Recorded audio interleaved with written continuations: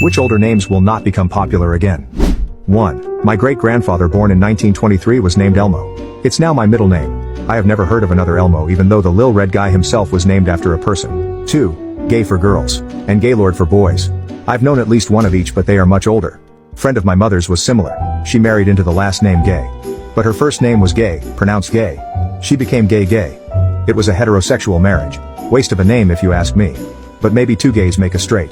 3. My grandma's middle name was Dorcas. Last name Malorcas. Dolores Dorcas Malorcas.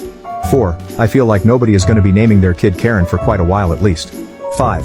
Pubert, it's filthy. 6. My niece has a friend named Alexa.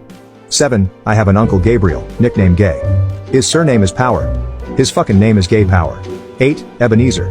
It's associated with one literary character and has been for well over a century. Kind of a shame that people forget he ultimately reformed.